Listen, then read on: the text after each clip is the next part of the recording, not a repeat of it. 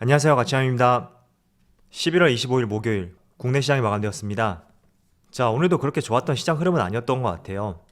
별다른 상승 반전 없이 오후장 내내 약세 모습이 이어졌고, 지금 코스피 지수를 보시더라도 0.5%의 하락으로 마감이 되었습니다. 그래도 21선을 지켜주고 있는 만큼 내일은 반등이 나올 수 있기를 한번 기원해 보고요. 자, 그리고 코스닥을 보면 코스닥도 코스피와 마찬가지로 약 0.4%의 하락이 나왔고, 마찬가지로 오후장이 별다른 반등 없이 그냥 부진했던 하루였던 것 같습니다. 자, 이어서 시가총액 상위 종목들을 살펴보면 확실히 지수의 흐름과 마찬가지로 대부분의 종목들이 그렇게 좋은 흐름은 나오지 않았습니다. 다만 카카오 그룹주 있죠. 카카오하고 카카오뱅크 그리고 카카오페이까지 카카오 그룹주는 상당히 좋은 모습이 나왔는데, 특히 카카오페이는 장 막판에 굉장히 강한 모습이 나오더라고요. 제가 기사를 찾아봤을 때 별다른 이슈는 있었던 것은 아니었고, 단지 코스피 200에 편입이 되었다, 이게 주된 이유였던 것 같은데, 과연 이런 이슈 때문에 상승이 나온 것인지 아니면 또 다른 이슈가 있는 것인지 이 부분은 조금 더 한번 찾아봐야 될 것 같고요. 아무튼 오늘 굉장히 강한 모습을 보여주면서 주변 카카오 그룹주까지 좋은 기운이 전달이 되었던 것 같습니다. 자, 그런데 참고로 카카오페이 같은 경우에는 11월 3일날 상장을 했잖아요. 그래서 한 달 보유 해소 물량이 다음 주에 풀리는 만큼 이런 점이 주가의 변동성을 만들 수 있는 하나의 요인이 될 수 있습니다.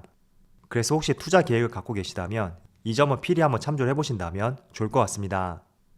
자, 그리고 오늘 반도체 관련주도 부진한 모습이 나왔고, 그리고 코스닥을 보면 코스닥도 마찬가지로 카카오 그룹주, 카카오 게임즈를 제외하고는 대체적으로 부진한 모습이 이어졌습니다.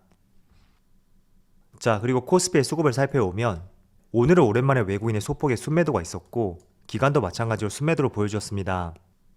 그래도 규모 자체는 그렇게 크다고 보여지진 않고요.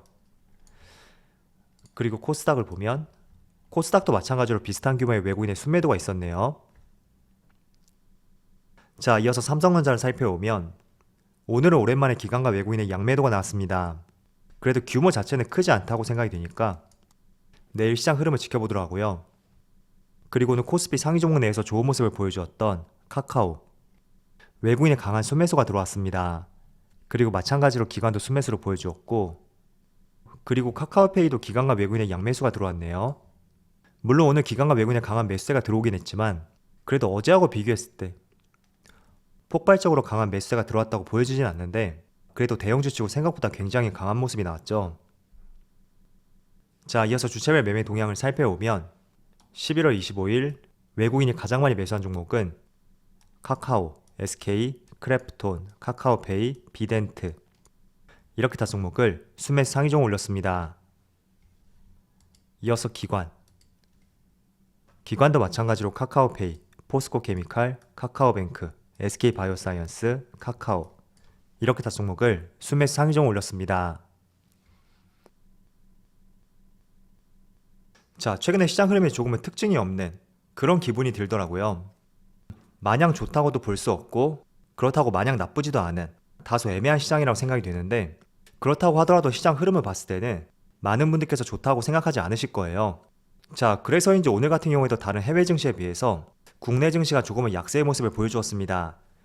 일단은 미국 3대 지수를 먼저 살펴보면 어제 다우지수는 보합권에서 마무리가 되었고, 나스닥은 0.4%의 상승이 나왔네요. 그리고 S&P 500도 0.2%의 상승이 나오면서 그동안 조금은 조정을 보여주었던 나스닥과 S&P 500 다소 안정화된 모습을 보여준 것 같고, 그리고 나스닥 같은 경우에도 장중 한때 1% 이상의 하락이 나왔었는데 다 만회하고 상승으로 마감이 되었죠. 자, 그리고 아시아 증시를 살펴보면 일본 니케이는 오늘 0.7%의 상승이 나오고 있고, 대만은 보합권, 그리고 상해 지수도 보합을 보여주고 있습니다. 그래서 전반적으로 아시아 증시도 양호하다고 생각이 되고, 미국 시장도 금리 인상에 대한 우려감이 충분히 반영이 되었는지 오늘은 안정화된 모습을 보여주었습니다. 자, 그런데 국내 증시를 살펴볼게요. 자, 먼저 코스피의 3분봉 차트를 보시면 장 초반부터 오전 11시까지 계속 지수가 부진한 모습을 보여주었고, 11시를 기점으로 해서 조금은 반등하는 모습을 보여주고 있거든요. 자, 그리고 코스닥도 마찬가지로 11시까지 지지부진한 흐름을 보여주었고, 지금도 그렇게 좋은 흐름은 나오지 않고 있습니다. 자, 일단 국내 시장 같은 경우에는 한 가지 이슈가 있었어요. 한국은행에서 다시 한번 기준금리를 인상하였고 20개월 만에 1%에 복귀했다는 발표가 나왔습니다. 아마도 이런 부분이 오전장에 나왔기 때문에 충분히 국내 시장이 정가가 되었다고 생각이 되고요. 지난 여름쯤에도 한 차례 인상을 했었죠.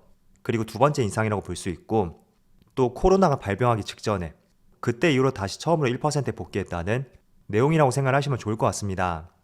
자, 그런데 저는 이 기사에 대해서 개인적으로 이런 생각을 하고 있거든요. 일단 아이러니하지만 국내 시장이 금리를 인상한다고 하더라도 저는 이게 장기적인 이슈라고 생각하진 않아요. 만약에 미국 시장에서 금리를 인상했었다면 상당히 충격적으로 다가왔겠지만 국내 시장에서 기준금리를 인상한다고 하더라도 크게 시장에 장기적으로 영향을 미치지도 않을 것이고 또 지수를 급락으로 연결시킬 수 있는 그런 요소는 아니라고 판단을 하고 있습니다. 그래서 오늘 같은 경우에는 단발적으로 이런 부분이 시장에 영향을 미칠 수는 있겠지만 장기적으로 가지 않을 것이라고 판단이 되는 만큼 여러분들도 그 관점에서 시장을 대응해 보신다면 좋을 것 같습니다. 자, 그리고 오늘 시장에서 강했던 업종에 대해서 한번 살펴볼게요. 자, 일단 오늘 시장에서 가장 강했던 업종들. 오늘은 어제와 마찬가지로 시장이 혼탁했다고 생각이 되는데 그래도 시장에서 강했던 업종들이 몇 개 보이더라고요. 일단 첫 번째로 한번 말씀을 들어볼게요. 첫 번째는 NFT 관련주. 며칠 동안의 조정세를 보여주었었는데 오늘은 다시 한번 NFT 관련주의 강세가 이어졌습니다. 그리고 두 번째는 가상화폐 관련주. 그리고 세 번째는 패키지 기판 관련주. 일단은 저는 이렇게 세 가지로 분류를 해봤고 또 그 외에도 일부 메타버스 관련주하고 2차원지 소재 기업들, 특히 동박 기업을 중심으로 또 좋은 흐름이 나오고 있습니다. 자, 그리고 일단 NFT 관련주 같은 경우에는 오늘은 게임주와 연관된 NFT 관련주는 큰 흐름이 나오지 않고 있어요.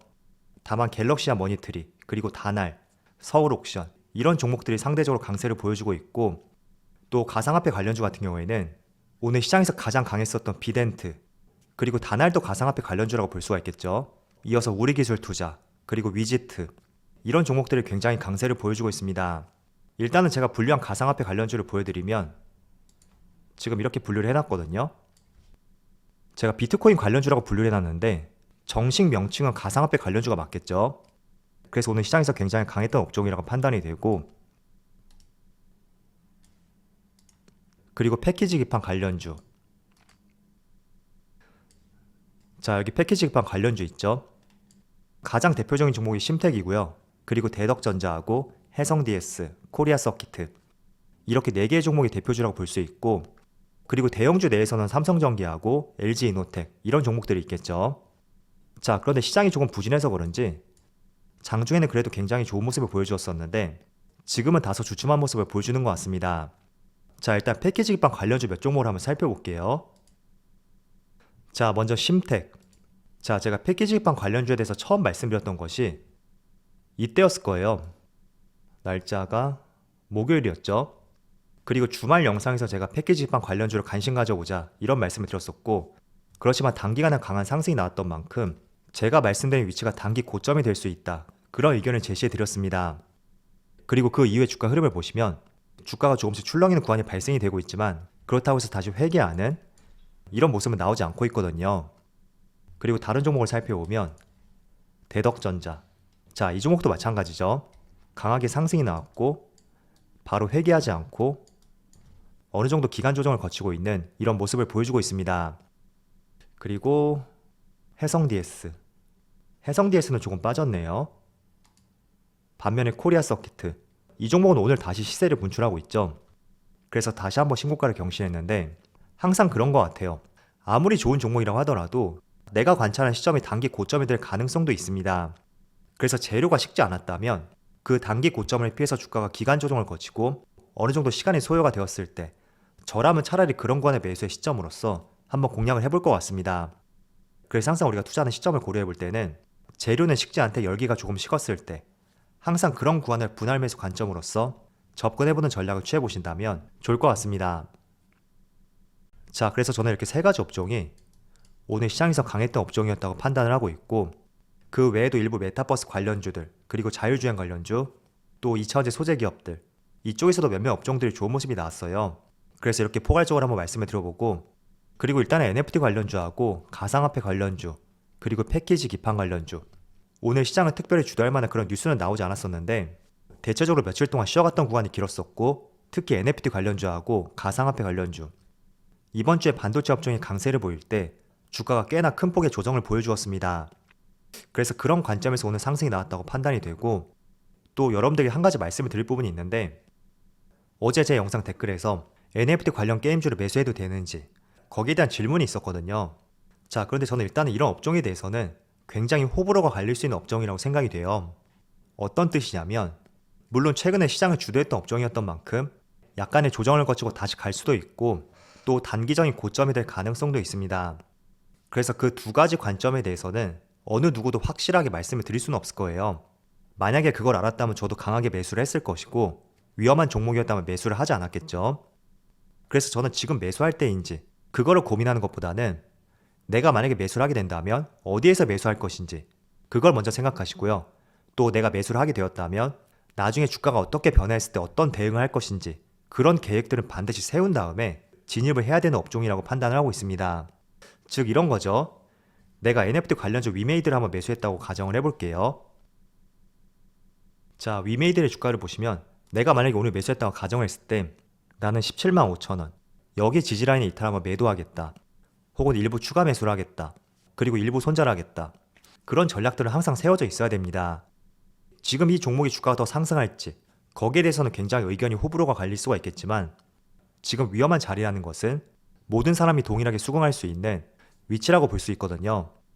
그래서 바닥에서 여러분들이 매수한 것이 아니라면 제가 NFT 관련주라든지 가상화폐 관련주 그리고 메타버스 관련주 가급적이면 매수하지 않는 것을 권장해드리지만 그걸 강력하게 강제할 입장은 아니라고 생각이 돼요. 그래서 그런 업종들을 매수할 때는 항상 어디서 손절할 것인지 그 부분을 1차적으로 머릿속에 생각한 다음에 매수해보는 전략을 취해보시는 것이 지금으로서 가장 좋은 방법이라고 말씀을 드리겠습니다. 만약에 그게 없다면 정말 크게 깨질 수 있는 위치라고 저는 판단이 되고요. 항상 우리는 어떤 종목을 매수한 다음에 손실이 발생이 되었을 때 거기에 대한 계획은 별로 세우지는 않더라고요. 단지 수익이 났을 때 계획을 세울 뿐이지 어떤 손실이 발생될 수 있는 그런 부분에 대해서는 별다른 대비를 하지 않는 것 같습니다. 그래서 이렇게 강하게 치고 올라왔고 고점이라고 판단되는 종목을 매수할 때는 항상 손절에 대한 생각 그리고 그 뒤에 발생될 수 있는 일에 대한 계획들 그런 것들을 필히 세우신 다음에 접근을 해보자고 말씀드리겠습니다. 자, 그럼 오늘 영상 여기서 마치도록 하고요. 언제나 여러분들의 성공 투자를 기원하도록 하겠습니다. 감사합니다.